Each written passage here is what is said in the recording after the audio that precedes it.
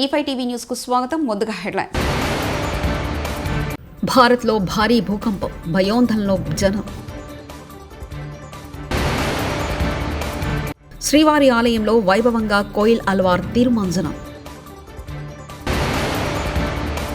Arrest చేస్తే చేసుకోండి, భయపడేది లేదు హరీష్ రావు.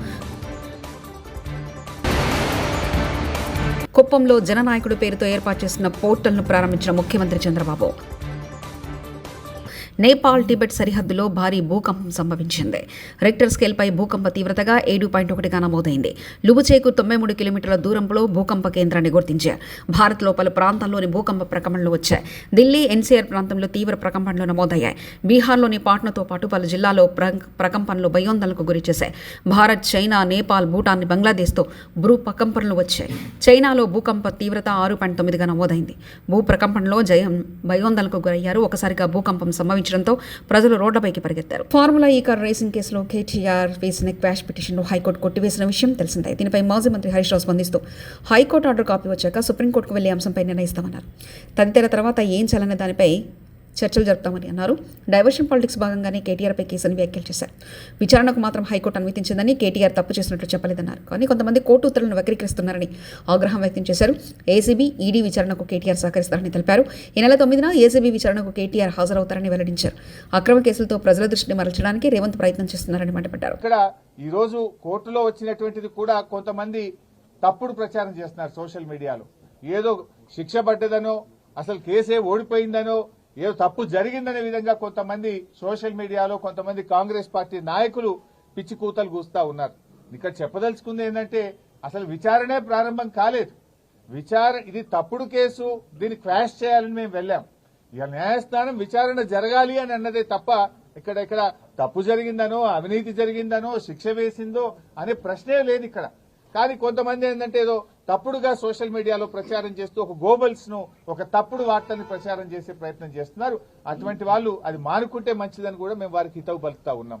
సో ఈ రోజు తప్పకుండా మేము సంపూర్ణమైన విశ్వాసంతో ఉన్నాం. ఇది ఒక తుఫైల్ కేసు. మా ఆర్ఎస్ ప్రవీణ్ చెప్పినట్టు ఇది 100% తుఫైల్ కేసు. ఫైనల్ గా ఇందులో ఎలాంటిది కూడా బయటకు వచ్చేది లేదు. అసలు ₹1 రాష్ట్ర ప్రభుత్వ ఖజానా నుంచే పోయింది లేదు.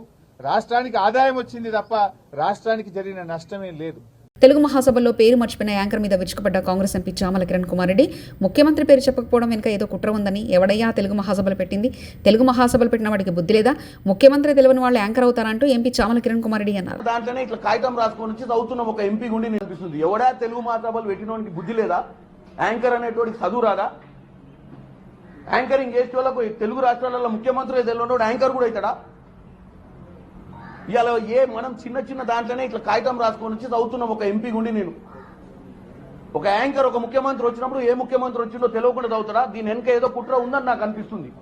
కిమ్స్ ఆసుపత్రికి చేరుకున్న అల్లు అర్జున్ సంధ్యా థియేటర్ ఘటనలో గాయపడ్డ శ్రీతేజను పరామర్శించేందుకు బేగంపేటలోని కిమ్స్ ఆసుపత్రికి చేరుకున్న అల్లు అర్జున్ కిమ్స్ వద్ద భారీగా మోహరించిన పోలీసులు. జిల్లాలోని కుప్పంలో ముఖ్యమంత్రి చంద్రబాబు నాయుడు పర్యటన కొనసాగుతుంది. ఇందులో భాగంగా స్వర్ణకుప్పంలో భాగంగా ఎన్టీఆర్ స్టేడియంలో ఏర్పాటు చేసిన కార్యక్రమంలో పలు అభివృద్ధి పనులను సీఎం శంకుస్థాపన చేశారు. వివిధ కంపెనీల ప్రతినిధులతో సీఎం సమావేశమయ్యారు. చిత్తూరు జిల్లా శాంతిపురం మండలం ఐపీ తంబిగానిపల్లి గ్రామంలో 41.22 ఎకరాల విస్తీర్ణంలో ఏర్పాటు చేయనున్న ప్రాసెసింగ్ ప్లాంట్కు సీఎం శంకుస్థాపన చేశారు. Mother Dairy fruit vegetable private limited ఆధ్వర్యంలో 105.10 కోట్ల వ్యయంతో ప్రాసెసింగ్ ప్లాట్లను ఏర్పాటు చేయనున్నారు. 4,800 మందికి ఉపాధి దిశగా ఈ ప్లాంట్ను ఏర్పాటు చేయనున్నారు. అలాగే ఫ్రూట్ పల్ప్, మామిడి, టమాటా తయారీ ద్వారా 50,000 మంది రైతులకు ప్రయోజనం పొందేలా చర్యలు చేపడుతున్నట్లు Mother Dairy deputy managing director Jayatirthachari సీఎంకు వివరించారు.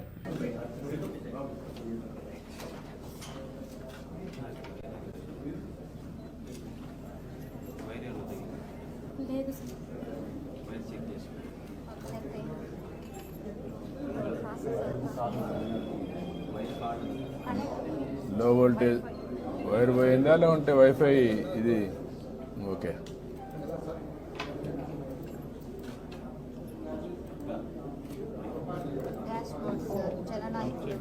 జననాయకుడు డాష్ బోర్డ్, అందులో WhatsApp, party core data, TDP,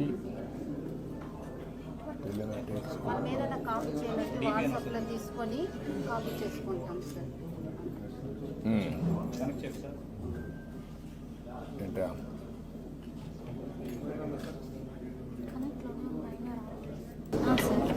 ఇలా ఆఫీస్ ఉంటుంది సార్. మేనేజ్ విజిటర్ వచ్చి లోపల కౌంటర్ వాళ్ళు మనము కాంటాక్ట్ బుక్లో యాడ్ చేసి వెళ్ళిన తర్వాత మొత్తం ఈ స్క్రీన్లో యాడ్ విజిటర్ సార్ ఎవరైనా కొత్తగా వచ్చినప్పుడు సో వాళ్ళ ఇన్ఫర్మేషన్ మనకు ముందుగా ఉంటుంది కదా సార్.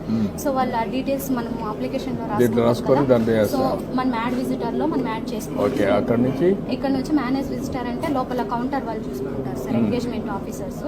సో రిసెప్షన్లో ఫస్ట్ ఒకటి ఇది కాంటాక్ట్ బుక్ అనేది ఓపెన్ చేసుకుంటాం sir. So contact book open చేసుకుని ఒకటి చెప్పండి, కాంటాక్ట్ బుక్ ఓపెన్ చేసిన తర్వాత సో ఇన్షియల్ సార్. సో వాళ్ళ ఫుల్ నేము, వాళ్ళ మొబైల్ నెంబరు, సో వాళ్ళు ఏ స్టేటు, మన స్టేట్ ఏముంటుంది sir, Andhra Pradesh, district, assembly select చేసుకున్న తర్వాత మండల్ సార్. మండల్ తర్వాత పిన్ కోడ్, వాళ్ళ అడ్రస్, జెండర్ టైప్ చేసుకుని సేవ్ చేసామంటే లోపల ఎంగేజ్మెంట్ ఆఫీసర్స్ కౌంటర్కి సెండ్ చేస్తాం సార్. వాళ్ళ ప్రాబ్లం ఏముందో సార్. ఏపీలో పేదల ఆరోగ్యం పట్ల కూటమి ప్రభుత్వం ఇంటెక్షన్గా వ్యవహరిస్తుందని మాజీ మంత్రి విడుదల రజని ఓటు వేసి గెలిపించినందుకు రాష్ట్ర ప్రజలను ఆందోళనకు గురి చేస్తున్నారంటూ ఘాటు విమర్శలు చేశారు. ఆరోగ్య ఆసరా ఊసే లేకుండా చేశారని మండిపడ్డారు విడుదల రజని. చికిత్స పొందుతానో అదే హాస్పిటల్లో అదే స్థాయిలోని వైద్యం ఆ రాష్ట్రంలోని పేదవాడికి కూడా అందాలనేది మరి ఆ దివంగత నేత డాక్టర్ వైఎస్ రాజశేఖర రెడ్డి గారి ఉద్దేశం. అంటే దీని యొక్క ముఖ్య ఉద్దేశం మనకేమర్థమవుతుంది, ఏదైతే ఒక కార్పొరేట్ స్థాయి వైద్యం ఉందో అది పేదవాడికి కూడా అందించడమే దీని యొక్క ప్రథమ లక్ష్యం అని చెప్పి మరి ఎంతో మానవత్వంతో ఈ యొక్క గొప్ప కార్యక్రమాన్ని మరి రూపొందించి ఆరోగ్యశ్రీ అని చెప్పి కొన్ని లక్షల మందిని వారి యొక్క ప్రాణాన్ని కాపాడినటువంటి కార్యక్రమమే ఈ ఆరోగ్యశ్రీ పథకం. ఈ ఆరోగ్యశ్రీ పథకం మనం చూసినట్టయితే ఇదొక వెల్ఫేర్ ప్రోగ్రాము, వెల్ఫేర్ స్కీమ్ లాగా మనం చూసే కంటే కూడా ఏదైనా ఒక వెల్ఫేర్ ప్రోగ్రామ్ అంటే దాని మానిటరింగ్ వాల్యూ చూస్తాం.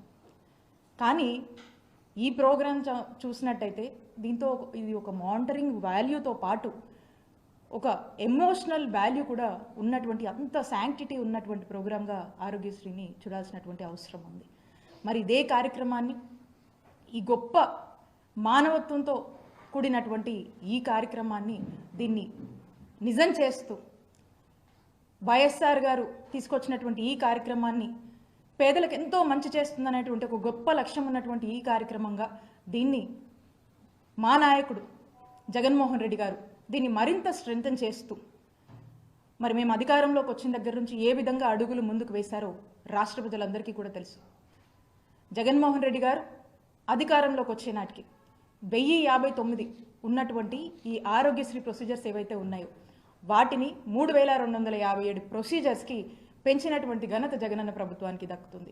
తెలంగాణలో ఆ లా అండ్ ఆర్డర్ పూర్తిగా నాశనమైందంటే రేవంత్ రెడ్డి హోంశాఖను తన దగ్గర పెట్టుకుని లా అండ్ ఆర్డర్ను నాశనం చేశాడు. రేవంత్ రెడ్డి వెంటనే బీజేపీ నాయకులను, కార్యకర్తలకు క్షమాపణ చెప్పాలి. మేము తలుచుకుంటే కాంగ్రెస్ ఆఫీసులను తగలబెట్టగలం, ధ్వంసం చేయగలం అంటూ బీజేపీ ఎమ్మెల్యే రాజాసింగ్ వ్యాఖ్యానించారు. पार्टी कार्यालय पर जाकर हमला करे, पार्टी कार्यकर्ता के लोगों को मारे, अधिकारियों पर हमला करे, क्या यही है कांग्रेस में? पूछना चाहता हूं। आज तेलंगाना का law and order totally disturb, ध्वंस हो चुका है। होम मिनिस्ट्री भी रेवंत रेड्डी तुम्हारे पास है ना, तो क्या कर रहे लॉ एंड ऑर्डर को? मैं पूछना चाहता हूँ रेवंत रेड्डी को। मैं रेवंत रेड्डी को सीरियसली एक ही बात कहना चाहूंगा, तुरंत माफी मांगे, भारतीय जनता पार्टी के कार्यकर्ताओं से, अधिकारियों से माफी मांगे।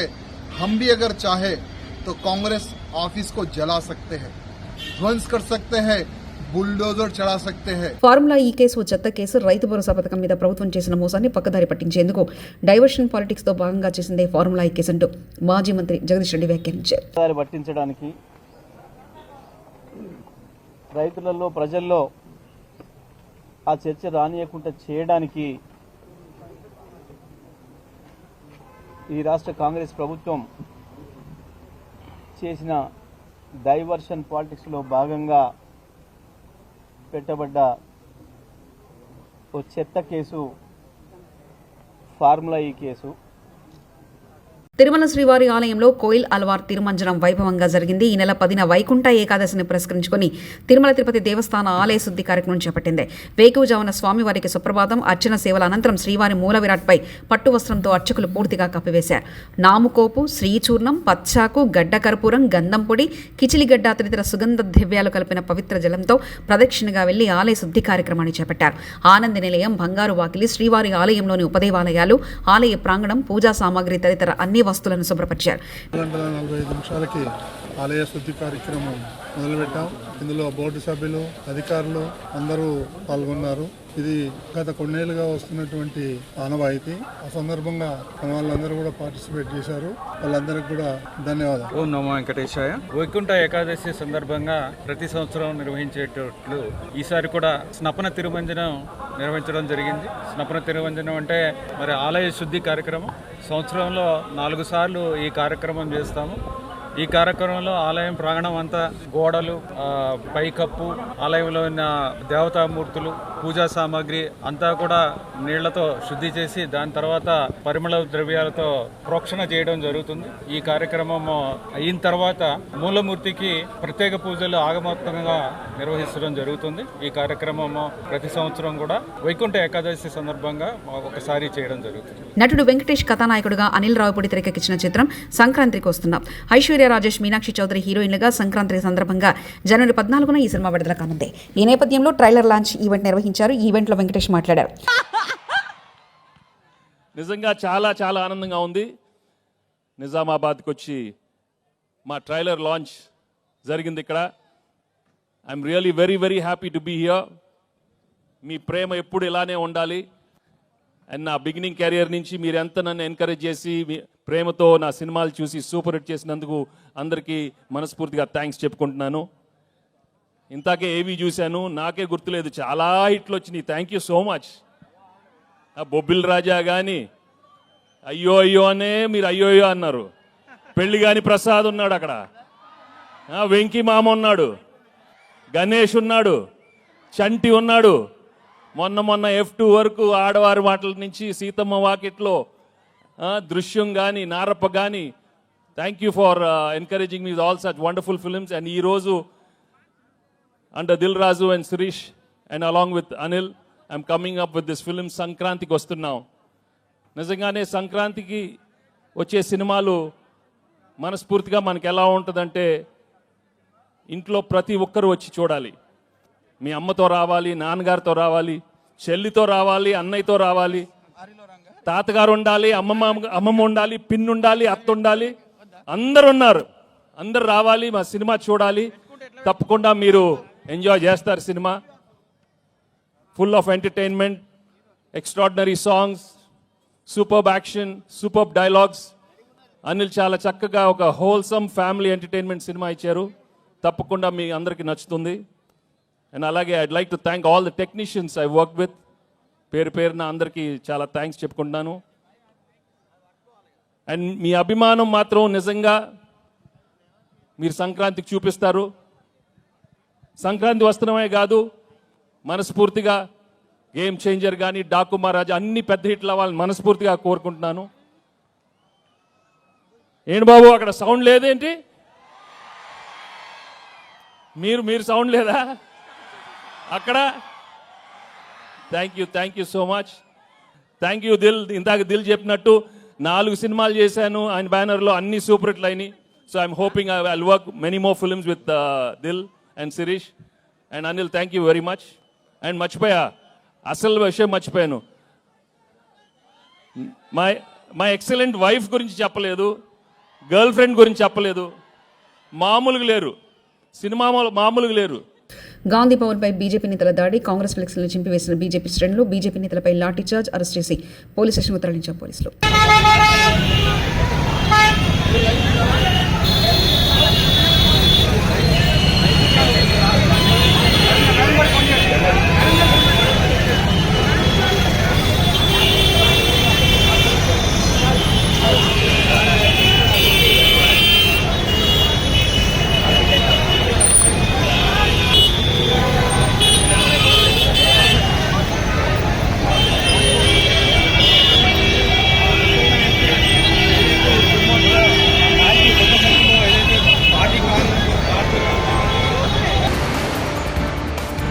భారత్లో భారీ భూకంపం, భయోందనలో జనం.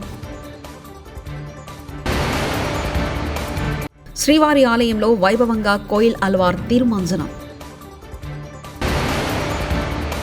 అరెస్ట్ చేస్తే చేసుకోండి, భయపడేది లేదు హరీష్ రావు.